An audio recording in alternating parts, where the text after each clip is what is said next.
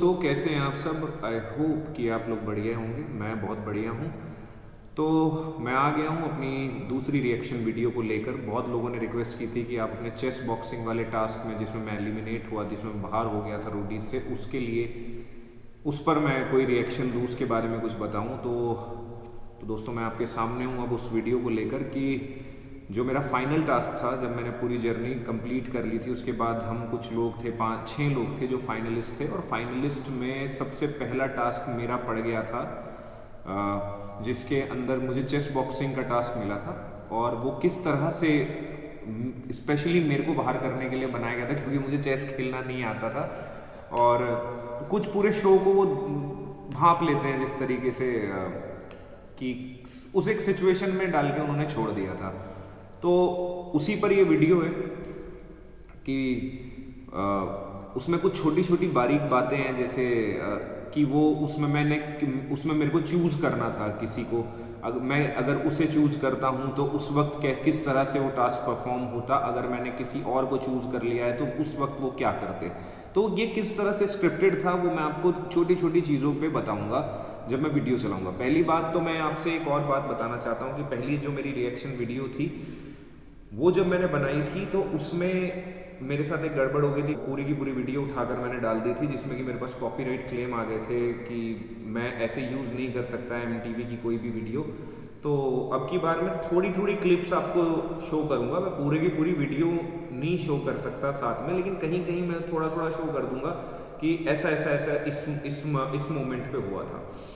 तो स्टार्ट करते हैं हम अपनी वीडियो। स्टार्ट करने से पहले एक बात और बोलना चाहता हूँ कि एक मेरे चैनल पे और भी वीडियोस हैं भाई लोगों। आप रोडीज़ की वीडियोस को इतना सपोर्ट करते हो तो मेरे थोड़ी और वीडियोस को सपोर्ट कर दिया करो। जैसे मैं व्लॉग्स बनाता हूँ, और अभी मैं गुप्ता और चौधरी की एक सीरीज़ लेके आया हूँ, जिसमें जो कि बहुत कॉमिक है, बहुत हंसी आएगी आपको। अगर प्लीज़ आप उसकी तरफ भी थोड़ा सा सपोर्ट दिखाओ मुझे, क्योंकि मैं रोडीज़ की वीडियो डालता हूँ, ये तो सब लोग देख लेते हैं, लेकिन मेरे चैनल पे और कोई वीडियोस नहीं देख रहा कोई। तो मैं आपसे रिक्वेस्ट करता हूँ हाथ जोड़कर कि प्लीज़ मेरे व्लॉग्स हैं, एक बार उन्हें भी आप देख सकते हैं। और दूसरी चीज़, मेरी एक गुप्ता चौधरी की सीरीज़ है, उसे आप देखकर सपोर्ट कर सकते हैं। बहुत ही बाकी जो जिन लोगों ने देखी है तो बहुत उसके बारे में सही रिव्यूज़ मिले हैं मुझे कि अच्छी है, करते रहो, बनाते रहो। तो मैं आगे तभी बना पाऊँगा अगर मुझे आप लोगों का सपोर्ट मिलेगा, अगर ये चैनल ग्रो हो पाएगा।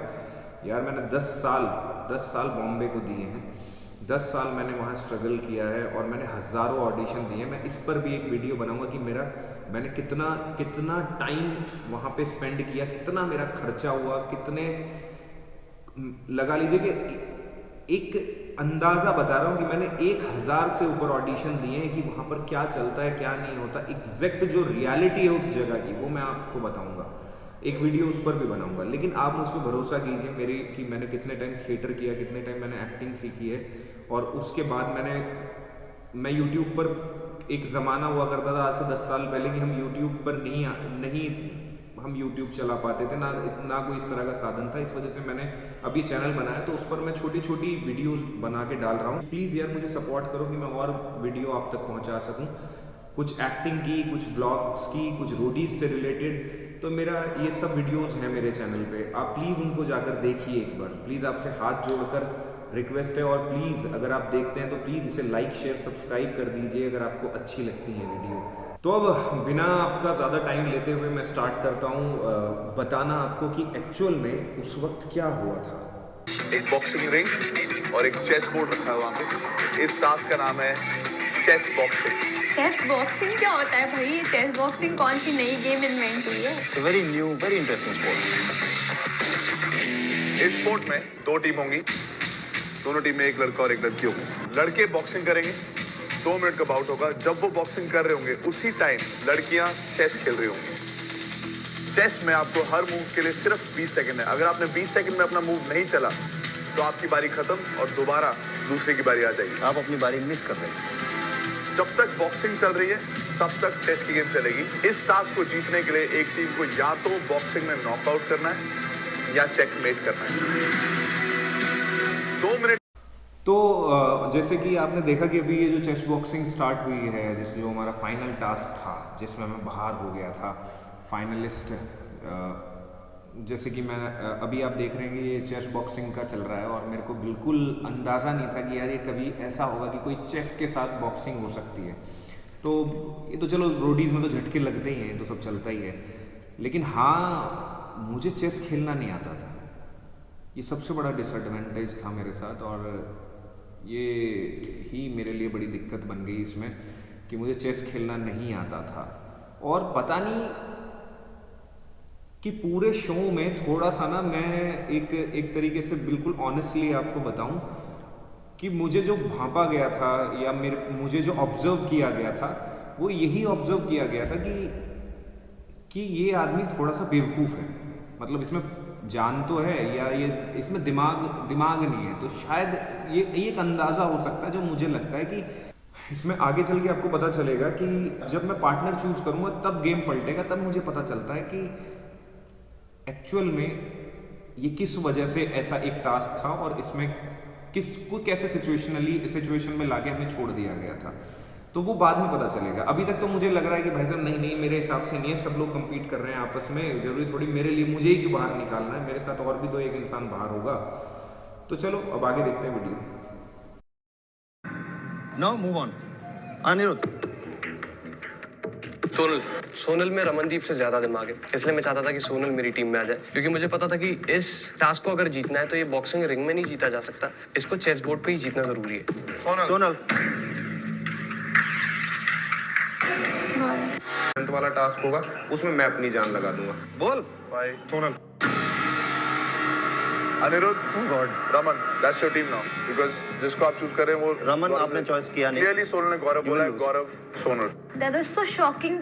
यहाँ पे चूज करना था मेरे को एक ऐसे इंसान को जिसको चेस खेलना आता हो। तो मैं रमन को सोच बैठा कि यार ये तो बॉक्सिंग वगैरह इसने जितने भी स्ट्रेंथ वाले टास्क हैं वो बहुत अच्छे परफॉर्म किए हैं। मेरे को लगा कि यार सोनल में दिमाग है, इसको चेस बहुत बढ़िया से खेलना आता होगा, तो मैंने सोनल को चूज कर लिया। लेकिन मेरी ये गलती थी सबसे बड़ी, वो आप आगे देखेंगे। क्योंकि अगर मैं रमन को चूज करता, एक्चुअल में क्या होता है कि जब हम जर्नी पे होते हैं उसके 2 महीने बाद फाइनल होता है और 2 महीने तक हमारा जो एपिसोड्स हैं, हमारे ऑडिशंस हैं, वो चलते रहते हैं। और उसमें ये लोग देखते हैं कि किसकी पब्लिसिटी सबसे ज़्यादा, कौन सबसे ज़्यादा पॉपुलर है, कौन इस शो से पॉपुलर हुआ है। तो एक चीज़ थी कि रमन बहुत पॉपुलर हो गई थी इस शो से।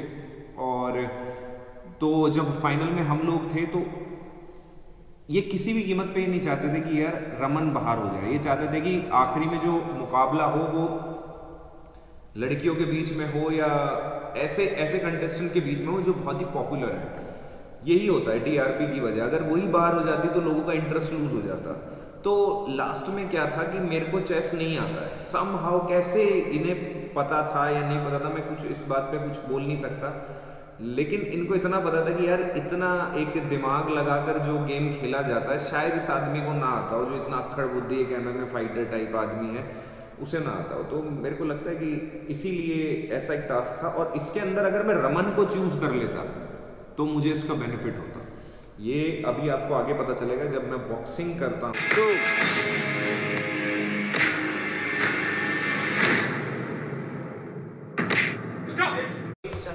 देखा आपने, उसको जब ढंग से पंच पड़ा ना सही से तो उसने मुझे स्टॉप कर दिया। पर भाई बॉक्सिंग में कहाँ स्टॉप करते हैं? कौन सी बॉक्सिंग हो रही थी? प्रोफेशनल रेफरी बुला रखा था इन लोगों ने, इन्होंने स्टॉप कैसे करा दिया भाई? वो नॉकआउट हो गया था। यहाँ से स्क्रिप्टेड होने की चीजें पता चलती है कि यार मैंने उसको नॉकआउट, क्योंकि यार चेस मेरे बस की चीज नहीं थी। लेकिन अगर रमन को मैंने चूज किया होता ना तो ये मेरे को मारने देते। मैं इस बात की गारंटी दे रहा हूँ। आप देखो, अगर मैं रमन को चूज कर लेता तो ये यहाँ पे स्टॉप ना करते जैसे इन्होंने स्टॉप किया।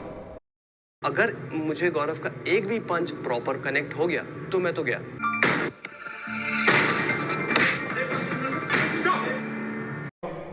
भाई स्टॉप स्टॉप। अब क्या हो जाएगा? 2 मिनट हो जाएंगी, 2 मिनट के बाद मैं चेस पे बैठ जाऊंगा। और चेस पे क्या होगा कि मेरे को तो नहीं पता को हाथी घोड़े कहाँ चलते हैं भाई। ये ऐसे ही होता है। अब क्या करें, जीतते जीतते बच गया रोडीज। जीत जाता शायद, लेकिन नहीं जीत पाया। कोई बात नहीं, तो बस यही मैं आपको बताना चाह रहा था कि यहाँ पे मैंने उस एक दूसरे इंसान को चूज़ कर लिया जिसमें कि मैंने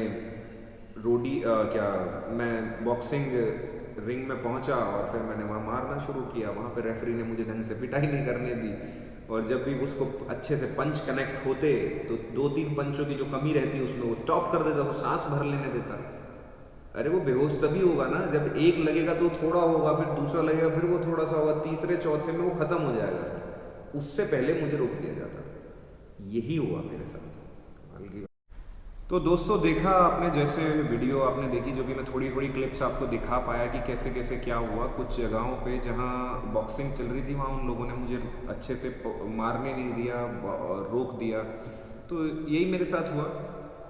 इस टास्क को हारने का रीज़न ही यही है कि जब मैं उसको ढंग से पंच कनेक्ट कर देता था तो 2-3 पंच लगने के बाद उसे रोक दिया जाता था कि यार नहीं, यहाँ पे स्टॉप। 2-3 बार ऐसा हुआ, स्टॉप किया, और 2 मिनट मिले थे जैसे मुझे, और उसके बाद पता था कि मैं जैसे ही चेस्ट पे आऊँगा तो मैं नहीं कर, मुझे आता ही नहीं, तो मैं उस चीज़ को कैसे करूँगा।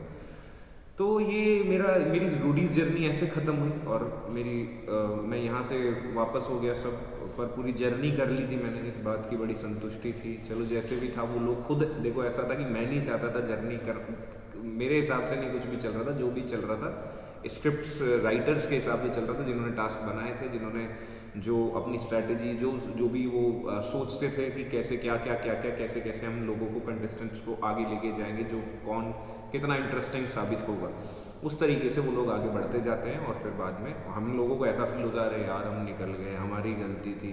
इसमें ऐसा होता है जैसे कि एक गेम चल रहा है और ऊपर से कोई इंसान हमें देख रहा है और यूँ करके एक को, अरे यार अब इसमें मज़ा नहीं आ रहा, ऐसे टक, और हमें हमेशा लगता रहता है जैसे हम उस गेम को खेल रहे हैं। जैसे कि हम कई बार सोचते हैं कि सब कुछ हमारे हिसाब से चल रहा है, लेकिन एक्चुअल में हमारे हिसाब से कुछ चल नहीं रहा होता। तो वैसी फीलिंग है इस गेम शो की भी, इस रियलिटी शो की भी।